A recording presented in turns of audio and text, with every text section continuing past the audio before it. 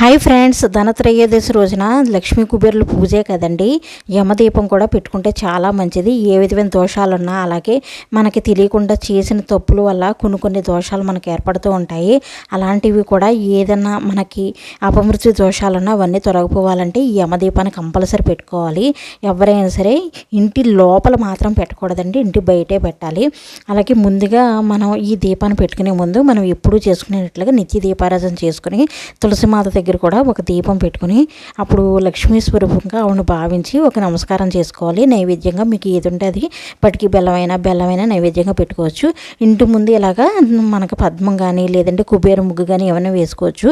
కుబేర ముగ్గు అవి వేసినట్లయితే తొక్కకుండా ఉండాలండి. అందుకే నేను పద్మ ముగ్గు వేసి చుట్టూరు ఇలాగ పసుపు కుంకుమ ఇలాగ పువ్వులతో అలంకరించాను.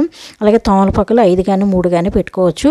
ఒక దీపాన్ని అయితే మనం గడప ముందు పెట్టాలండి. లక్ష్మీ స్వరూపంగా సంధ్యాదీపంగా భావించి సంధ్యాదీపంగా మనం భావించి ఒక దీపారాధన అనేది చేసుకోవాలి. తర్వాత మనం యమదీపం అనేది పెట్టాలి. యమదీపాన్ని ఒక్కొక్కళ్ళు 4 దిక్కులకి సరిపడగా 4 ఒత్తులు వేసి పెట్టుకుంటారు. ఒక్కొక్కరు 3 కూడా పెడతారండి. ముందుగా అయితే దక్షిణ దిక్కు వైపున మనం వెలిగించాలి. తర్వాత తూర్పు పడమట ఇలా వెలిగించుకోవచ్చు. ఉత్తర దిక్కును కూడా వెలిగించవచ్చండి. వీటికి కూడా అంతే, ఇలాగ పువ్వులతో అలంకరించి పసుపు కుంకుమ అన్నీ ఇలాగ వేసాను. అలాగే ఒక రాగి పాత్రలో కొంచెం వాటర్ వేసి ఒక పువ్వు వేసి పక్కన పెట్టుకోవాలి. అలాగే ఈ యమదీపం పెట్టినప్పుడు పటికి బెల్లం కానీ అడుగులు కానీ ఏవైనా నైవేద్యంగా పెట్టచ్చు. ఒక్కొక్కరు యమదీపం పెట్టేటప్పుడు ఉప్పుతో పెడతారండి. ఒక్కొక్కరు అయితే నువ్వులు ఆవాలు ఇలా వేసి పెడతారు. నేనైతే అలాగే ఎప్పుడు చేయలేదు.